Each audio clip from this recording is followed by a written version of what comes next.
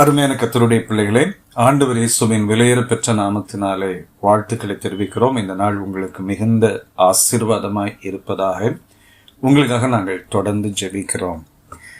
சில நேரங்களில் நம்ம வாழ்க்கையில சில அற்புதங்கள் இப்பவே நடந்தா நல்லா இருக்கும், இந்த விஷயத்துல தேவன் மாத்திரம் எனக்கு அற்புதம் செய்ய முடியும், அவ்வளோ பெரிய ஒரு சூழ்நிலை இருக்கிறது, இந்த இடத்துல தேவன் அற்புதம் செய்வாரா, அதுவும் ஒரு இன்ஸ்டன்ட் மிரக்கல் நடக்குமா அப்படிங்கிற ஒரு எதிர்பார்ப்போடு நாம் இருக்கலாம்.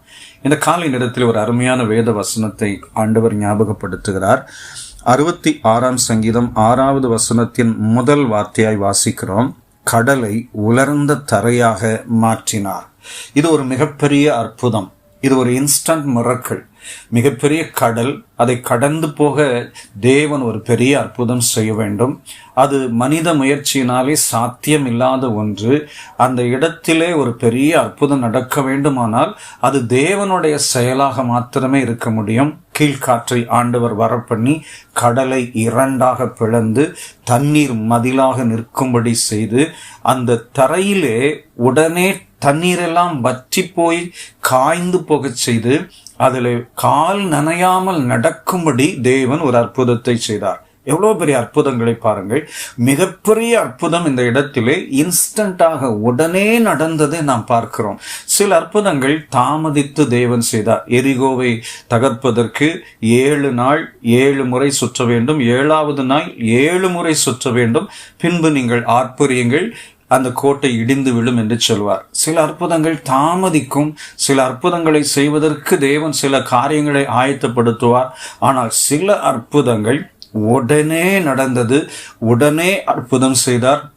ஒரு பெரிய மாற்றத்தை தேவன் கொண்டு வந்தார். இந்த காலை நேரத்திலும் நீங்கள் எதிர்பார்ப்போடு இருக்கிற சூழ்நிலையிலே, ஆண்டவரே எனக்கு இந்த காரியத்தில் இந்த சூழ்நிலையில உங்களால மாத்திரம்தான் அற்புதம் செய்ய முடியும், மனுஷ முயற்சியினாலே செங்கடலை கடக்க முடியாதது போல நாங்களும் எங்கள் முயற்சியினாலே இந்த அற்புதத்தை செய்ய முடியாது, இந்த இடத்துல நீங்க மாத்திரம்தான் அற்புதம் செய்ய முடியும், இந்த இடத்துல நீங்க தான் ஒரு பெரிய மாறுதலை கொண்டு வர முடியும் அப்படின்னு சொல்லி நீங்க ஜெபித்து கொண்டிருக்கிற காரியத்திலே நான் விசுவாசத்தோடு சொல்கிறேன், தேவன் ஒரு பெரிய அற்புதத்தை இன்றைக்கு செய்ய போகிறார். 5 அப்பம் 2 மீன்களை கொண்டு இன்ஸ்டன்டான ஒரு மிரக்கல் நடந்தது. 5000 பேருக்கு மேலாக போஷிக்கப்பட்டார்கள், தேவனால் ஆசீர்வதிக்கப்பட்டார்கள். இப்படி நிறைய இன்ஸ்டன்ட் மிரக்கல் நடந்தது.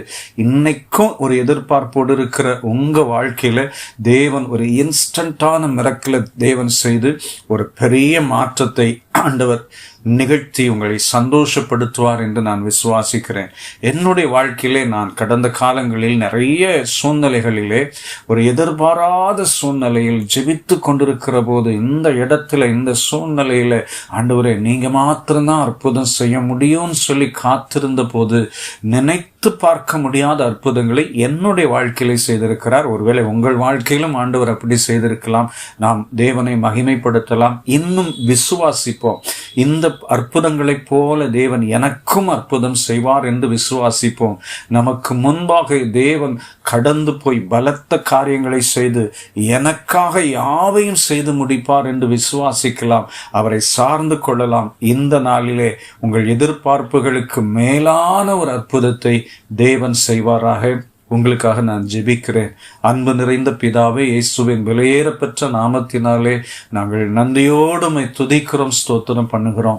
இந்த காலை நேரத்திலே எத்தனையோ எதிர்பார்ப்பின் மத்தியிலே எனக்கு இந்த காரியத்தில் உடனே ஒரு அற்புதம் நடக்கணும் ஆண்டவரே, உடனே எனக்கு இந்த வியாதி சுகமாகணும், உடனே இந்த தேவைகள் சந்திக்கப்படணும், உடனே எனக்கு ஒரு நல்ல வேலை கிடைக்கணும் அப்படின்னு சொல்லி ஒரு எதிர்பார்ப்போடு இது நடந்தால்தான் என் வாழ்க்கை மாறும் என்று சொல்லி காத்திருக்கிற உடைய பிள்ளைகளுக்கு தேவனே நீர் மனம் இறங்கி உடனே ஒரு அற்புதத்தை செய்து உடைய பிள்ளைகளை சந்தோஷப்படுத்துவீராக. நீர் இன்ஸ்டன்ட் மிரக்கல் செய்கிற வல்லமையுள்ள தேவன் ஆண்டவரே, நீர் அப்படி செய்து உடைய பிள்ளைகளை ஆசீர்வதியும். இயேசு இரட்சகர் நாமத்தில் கேட்கிறோம் பிதாவே. ஆமென், ஆமென். God bless you. ஆமென்.